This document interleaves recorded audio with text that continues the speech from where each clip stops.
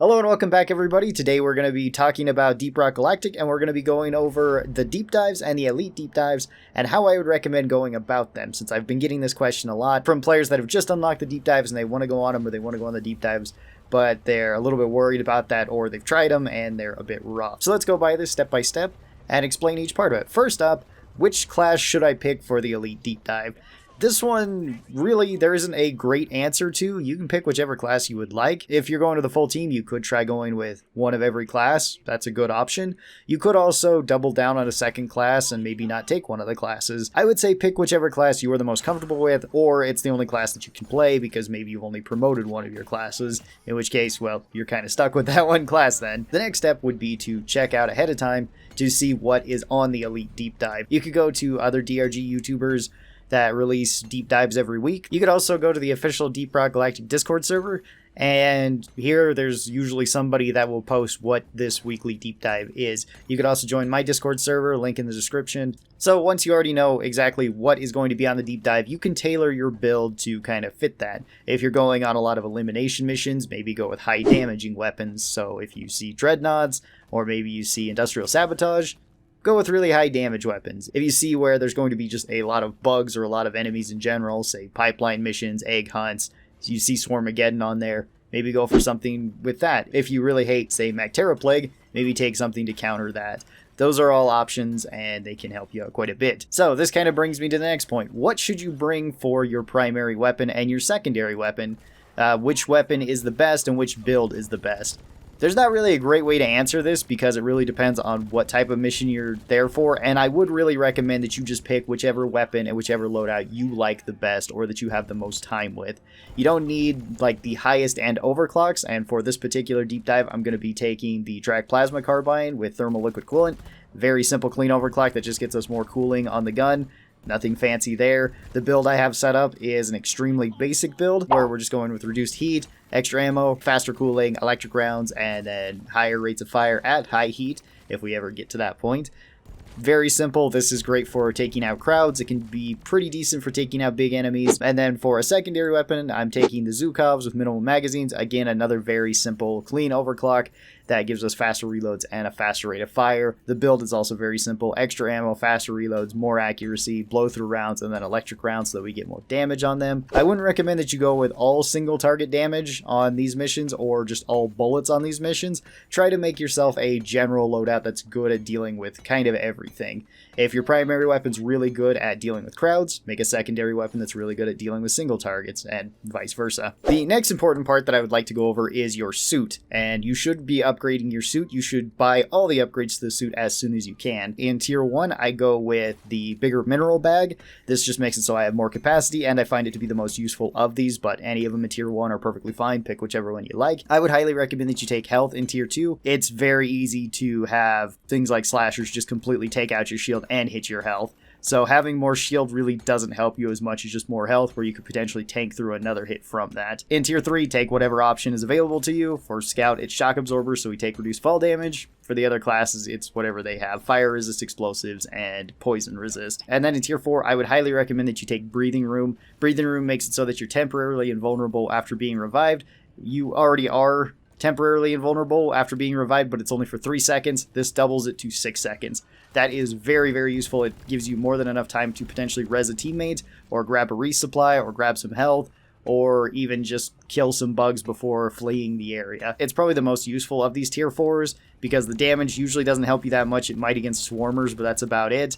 And then Static Discharge, even though it says it stuns enemies, it actually doesn't. It just electrocutes them, which isn't really all that strong because it doesn't do very much damage over time. You should also just buy all of these options for your suit, because you do get extra health every so often from this. The last part of our build is going over perks. Which perks do you want to take on an elite deep dive? And I would highly recommend that you take health related perks. For this, there are a couple really good ones. The very first one I recommend is Resupplier. Resupplier makes it so whenever you get a resupply, you actually take the resupply faster, as well as you get extra health from it, and it gets all of your weapons instantly reloaded. This is just such a nice quality of life perk, especially since you will have Breathing Room on your suit. So if you do get picked up and there's a resupply nearby, you can always go over there and grab it and get your health back, and be right back in the fight. The second perk I'd recommend is Sweet Tooth. Sweet Tooth makes it so anytime that you do get healing, you get more healing than normal. Again, extending your amount of red sugar supply, or sorry, you get more health from red sugar, not from any other source.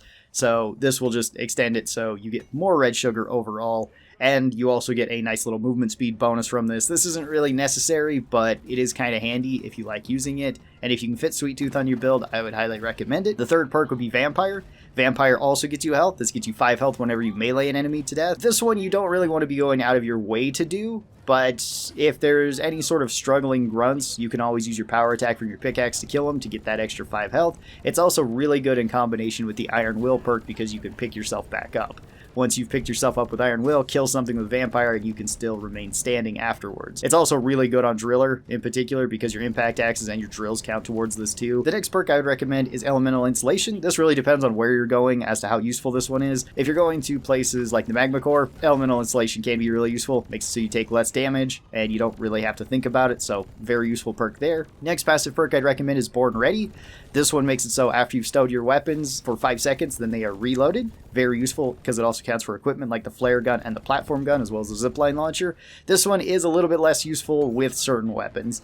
It won't be useful if you're playing Driller with Cryo Cannon and EPC because then it literally won't do anything. But if you're playing Scout or you're playing Engineer or Gunner, as long as you're basically not using the minigun with Gunner, it will still be very useful. And then the last perk that I'd recommend for passives is Thorns. This makes it so whenever an enemy hits you, it takes 24 damage in return. This is really useful for just keeping swarmers off you. It's a little bit less useful on classes like Gunner and on Driller because they have such good crowd control. Alright, moving on to active perks. The very first active perk that I recommend is Field Medic. Field Medic makes it so you can just res people faster as well as you get an instant res. It is super useful in groups, as well as every time you go down a stage in a deep dive, you do get this reset. The next perk I would recommend is Iron Will. Iron Will is fantastic because it allows you to pick yourself up once per mission. That is super useful. It can reset the entire team. It's especially useful on somebody like Gunner who can pick themselves back up, throw their shield down, res 1 or 2 people, go down inside their shield, and still have somebody res them. Aside from that, Dash is an amazing perk too. Dash makes it so that you can activate this to get a short burst of speed. This is really good on everybody except for Scout. It's still very good on Scout, but it's not as good on Scout because you have your grappling hook and you have a lot of mobility. On every other class, it is super useful though, because if bugs start getting really close to you, use your Dash to run away from there. You can also use it just as a quality of life perk to jump large gaps, and it comes up super quick. It's only got a 25-second cooldown, so Dash you could constantly use. These are the 3 main perks that I'd recommend that you take, at least in a team setting. If you're going in solo, then there's a couple other options you could take too. Berserker is a really good choice. Berserker makes it so that you can kill big enemies really fast because you can go Berserk for 10 seconds, allowing you to constantly have fast power attacks on your pickaxe. This one is really strong. It can also be used in a pinch to get through dirt walls or just walls in general quickly if you need to do that. Another option is Heightened Senses. This one's really good on Scout, as well as if you're playing solo, it's pretty good in general. Makes it so that you get an early warning when you're about to get grabbed, and you get 2 uses of this every single stage to break out of grabs. And then the last perk I'd recommend is Beastmaster. This one is more for solo than for multiplayer, where you can get yourself a Steve. Steve is really good for just being a damage sponge, especially if you get yourself a guard. He takes a very long time to die. He can clear up some other bugs, and sometimes the bugs will focus him instead of you. Now that we've gone over our build for the Dwarf, let's go over builds for Bosco if you're taking him solo. This is the build that I usually run for Bosco, and I find it to be pretty useful. I take faster mining in tier 1, but you could go with an extra down in tier 1. That works too. Tier 2, our rockets are our only choice. In tier 3, I like going with the extra down, so that way we have 3 downs in total. In tier 4, you can take whatever you'd like. I usually take the cryo missiles. This is just for shooting things like breeders and nexuses, and that's about it. You want to freeze them so that you can kill them quicker. Sometimes I forget to use this entirely, though, and basically that's the only time I remember to use it, so you can use this against crowds, too. It can be pretty useful, but if you do take the cryo missiles, then you can't use Bosco's missiles to break things like beamers. You will just need to take like the armor breaking or the fear on them.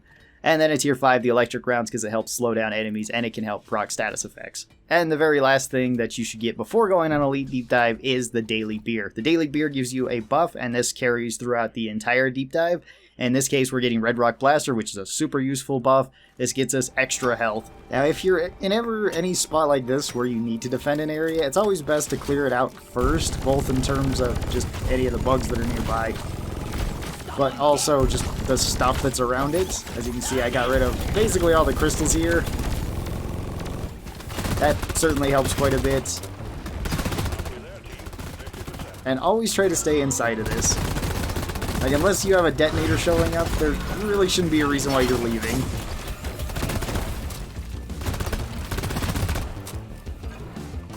Oh, and if you're playing Scout, be sure to set up some flares. That way everybody can see where the bugs are coming. If you're NG, set up your turrets. You could also set up platforms to potentially block off an area. If you're Driller, be sure to clear out the area. And if you're Gunner, make sure that you're throwing out your shield whenever it's necessary, whenever the bugs are getting a bit too close for everyone. Or when somebody goes down, you need to rest. It also helps if you do have a resupply nearby. It helps if it's on the edge of this rather than where this one is, where it's outside of the area. That way people can still potentially get to it while still remaining safe in here.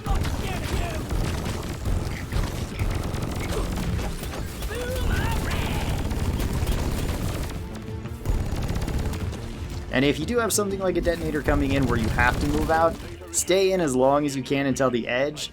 Keep trying to shoot it, and if it's about to explode, like, say, this detonator did here, then run out at the last second. Make sure that you guys get out of here, and then come back, because you'll save more time that way. And the big thing that will kill you on any sort of uplink mission like this is the time. One thing that you can also notice about egg hunts is that you are guaranteed a certain number of waves that will be spawning from it. So if you have 4 eggs, that means you have 1 spawn, or 1 wave spawn. If you have 6 eggs, it's going to be 2, and if you have 8 eggs, it's going to be 3. And regardless of which class you're playing, you should be going for Nitra. The more Nitra, the better. That should be your main priority. I would say, for the most part, you can disregard gold, because that will just take up extra time, and the longer you spend in any given deep dive, the more and more difficult it's going to become. If you're playing in multiplayer and you're playing somebody like Scout, you should probably just take the time to actually kite the ghost a bit away. Alright, that's our swarm. We also got 3 eggs. Anger, you probably shouldn't do this. You should probably do 1 egg at a time and make sure your teammates are ready for this. And then we're just going to be taking out any of the bugs that are closest to us. At least this is the way that I like to fight. Take out whichever bugs are closest to us, and then if there isn't any that are very close, try to take out the ones that may be a threat from a distance. Oh, and try not to get blown up. And one thing that you can do once you do have enough Nitra, be sure to set down a resupply in a place where teammates can get it. Up here would be probably fine multiplayer, since your teammates could hang out up here and could at least circle back to it. If everybody does get stuck down where we were, then it might be best to put it down there. Also, don't worry about going down too often in these deep dives too, because if you're, well, in the same position I am, I still have to go down twice more before I would actually die. If you had an extra down from Bosco, that would be an additional 1, or if you had Iron Will, that would be an additional 1, or 2 if you have both. If you really went all out. And if you're playing multiplayer, then it's just that somebody has to be alive. So kind of go as quick as you can, but as slow as you need. Certain missions are just going to take you a while too, especially just under certain circumstances.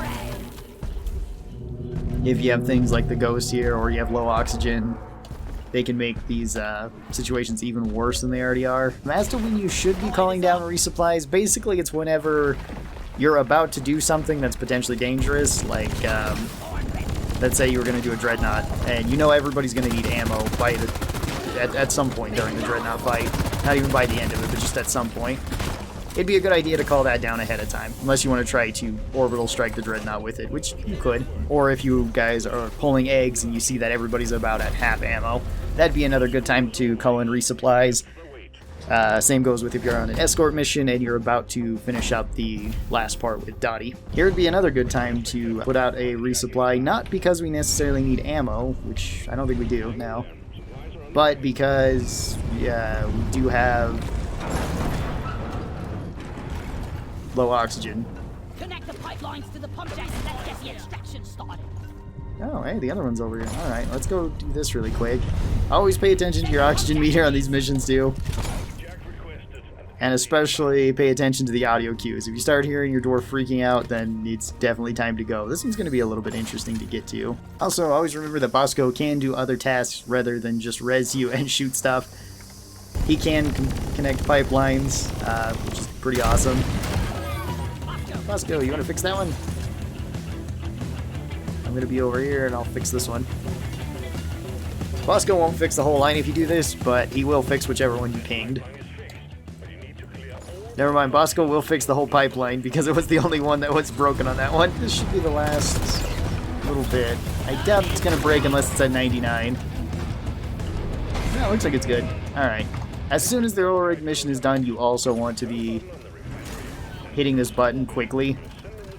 Because if you don't, bugs will just keep spawning and constantly making your life more difficult, so make it a little bit less difficult on yourself and just pop it as soon as you can. That's not always the easiest, especially if you're playing like Inji or Driller, who don't have a good way of either just getting up there quickly or a good way to shield yourself. For any of these areas where it's just basically survive, just kind of know where you need to go or where you can go and just rotate through there. Mobility is definitely going to be your friend, even though on this difficulty the bugs can outrun you. Unless you're using dash or you're using the grappling hook like Scout. So, always be sure to be moving that way. Always keep your eyes in front of you as to where you're going to. That helps a lot.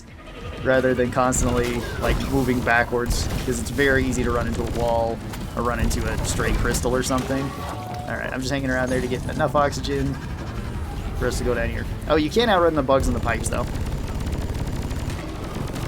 As long as you're going directly away from them, they can't actually catch up to you.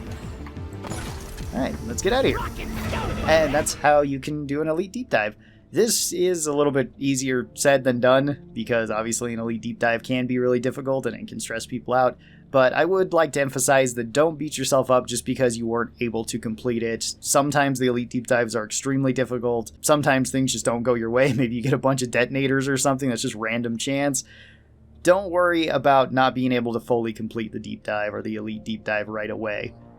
If you can at least do one stage, you still get a reward from it. So I would say attempt every deep dive and attempt every elite deep dive as well, just so that you can get those rewards, because this will help you build up a bigger and bigger collection of overclocks, or at least of blanks where you can make overclocks, and those overclocks can really help you go through each of these stages and make them a little bit easier. At the very least, it's going to make it so your arsenal expands quite a bit and you get more things to play around with to find out what else you would really enjoy using and what else can be really effective. Thank you guys so very much for watching this. I hope it helped you guys out, and I will catch you guys next time. Bye-bye!